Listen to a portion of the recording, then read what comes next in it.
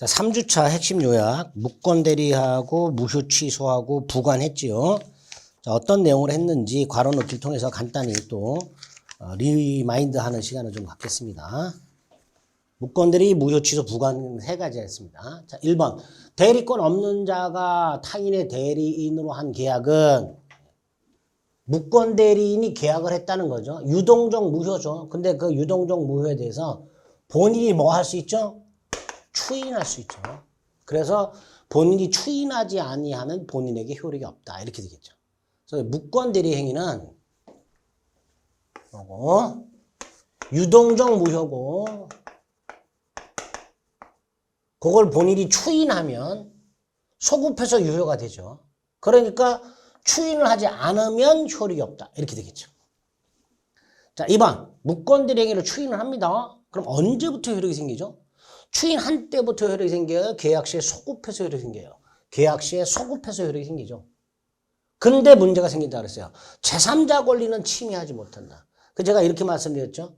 무권 대리인이 1월 10일 날 계약을 했다. 근데 본인이 1월 20일 날 추인했다. 그럼 소급하잖아. 근데 여기서 어떤 문제가 있다 그랬어요. 갑이 1월 15일 날 무한테 팔았다. 근데 20일 날 추인하게 되면 병하고 무가 충돌하게 된다 그랬죠. 그러니까 제3자 보호할 필요가 있지. 제3자 권리를 침해하지 못한다 그랬어요. 이때 제3자는 세 가지 기억하자 그랬어요. 본인과 거래한 자. 두 번째, 본인이 추인하기 전에 거래. 결국 본인이 무권 대리 행위를 추인하기 전에 본인과 거래한 자를 말하고 부동산은 등기 따위를 갖추고 있어야 보호된다 그랬습니다. 그리고 제3자라 그랬습니다. 기억하셔야 되고요. 출제가 안 되다가 최근에 출제가 됐기 때문에 제3자는 기억해달라 그랬습니다. 3번 대리권 없는 자가 타인의 대리인으로 계약을 했다. 상대방은 본인이 추인이나 추인 거절을 하지 않고 있다면 최고할 수 있다고 그랬죠.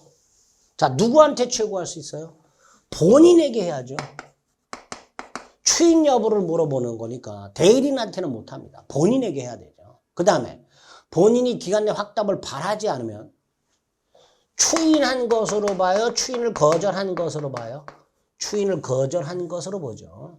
뻑하면 추인한 것으로 본다라고 출제합니다. 추인을 거절한 것으로 봅니다. 또 하나 기억할 게 뭐예요? 이 최고는 선악불문하고 할 수 있죠. 선악불문하고 최고할 수 있습니다.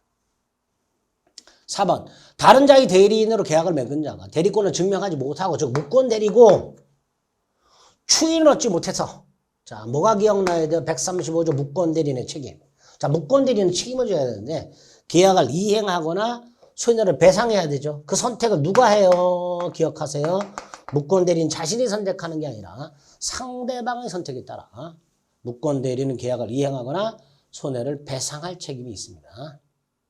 자 5번 표현 대리. 표현 대리는요. 무권 대리인데 상대방이 대리권이 있다고 믿잖아. 그리고 믿음이 정당해야죠. 이게 뭐예요? 선의, 무과실. 언제를 기준으로 판단해요? 대리행위 당시. 대리행위 이후 사정 고려한다 안 한다? 안 해요. 대리행위 당시를 기준으로 해요. 뭘 가지고? 객관적 사정. 표현 대리인의 주관적 사정 고려하지 않습니다. 그래서 대리행위 당시를 기준으로 객관적 사정을 가지고 판정하게 됩니다. 6번은 뭐하고 연결이 되죠? 무효행위, 추인과 연결이 되죠. 무효행위는 추인하더라도 효력이 없다. 다만 당사자가 무효임을 알고 추인하면 새로운 행위로 본다. 그리고 무효행위를 추인하게 되면 등기 유용과 연결이 되죠. 근데 추인이 장래효니까 등기 유용도 장래효야 되지. 따라서 무효인 등기를 유용할 때 그 등기는 그때부터 유효가 되는 것이지 소급해서 유효가 되는 게 아니죠. 그때부터 유효한 등기가 됩니다. 조심하시기 바랍니다. 7번 무효인 행위를 추인했다. 139조 뭐라고 되어 있어요? 당사자가 무효임을 알고 추인하게 되면 뭐로 본다? 새로운 행위로 본다. 이렇게 돼야 되겠죠. 새로운 유효한 행위를 한 것으로 봐야 됩니다. 즉 무효행위를 추인했다 해서 그 행위 자체가 유효가 되는 게 아닙니다. 새로운 행위를 한 것으로 봅니다. 139조 조문 암기하셔야 되고요.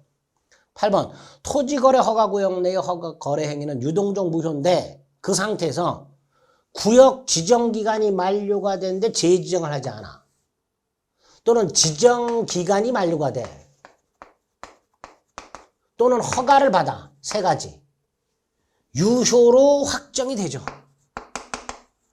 유동적 무효가 유효로 확정되는 경우 세 개.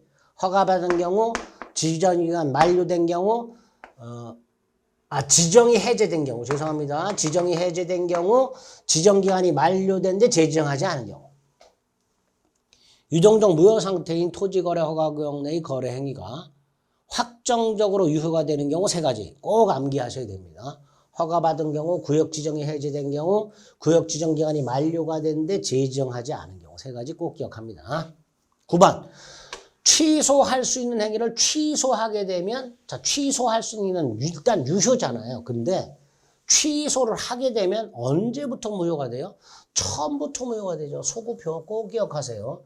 취소한 때부터 무효가 아니라 처음부터 무효가 됩니다. 10번 취소권의 단기 소멸이죠.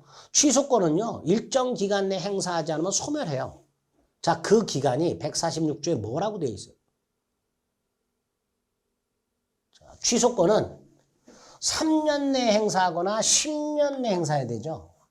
언제부터 3년이에요? 이거 꼭 기억해야 되죠. 추인할 수 있는 날이죠. 다시 말해서 취소 원인이 소멸한 날이죠. 추인할 수 있는 날부터 3년이죠. 10년은 법률행위 한 날이죠.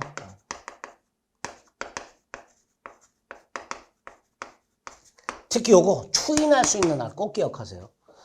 취소할 수 있는 날부터 3년이라고 나옵니다. 틀린 질문입니다. 추인할 수 있는 날부터 3년입니다. 자, 정지조건이 붙어있는 행위는 정지조건이 성취가 되어야 효력이 생기죠. 근데 그 정지조건이 불성취로 확정이 됐어요. 그럼 무효로 확정이 되죠. 무효로 확정이 됩니다. 그 행위는. 12번 해제 조건인데 그 조건이 선량한 풍속 기타 사회질서에 위반한 것이에요. 즉 불법 조건이에요. 불법 조건이 붙어있는 법률행위는 조건 없는 행위가 아니라 법률행위 자체가 무효가 된다고 그랬죠. 부부관계나 부첩관계의 종료를 해제 조건으로 하는 징역. 조건만 무효가 되는 게 아니라 법률행위 자체가 무효가 된다고 했습니다. 13번 판례. 어렵지만 중요하다고 그랬죠. 갑이엘에게 주택이 임대가 되면 보증금을 반환한다. 갑이엘에게 주택이 임대가 되면 돈 빌려주겠다. 이렇게 부관이 붙어있는 법률행위에 있어서 그 부관에 표시된 사실, 주택이 임대, 그 사실이 발생, 임대가 돼. 그럼 이행을 해. 근데 임대가 안 됐어. 발생하지 않았어. 그러면 이행하지 않아도 돼. 그럼 뭐라 했어요? 조건. 반면에 임대가 되면 보증금을 반환한다고 같이 임대가 된 때는 물론이고 임대가 불가능하게 되는 것으로 확정이 된 때도 이행을 해야 돼. 보증금을 돌려줘야 돼. 그럼 기한. 무슨 기한? 불확정 기한. 그래서 조건하고 불확정 기한을 이렇게 구별해야 된다 그랬어요. 발생하지 아니하면 이행하지 아니하여도 돼. 앞머리 따서 아니 조건 이렇게 기억합니다. 반면에 발생한 때는 물론이고 발생하지 않는 것으로 확정된 때도 이행해야 된다. 그러면 불확정 기한을 정한 겁니다. 14번 153조 1항 기한은 누구의 이익을 위한 걸로? 무자익을 위한 것으로 추정하고요.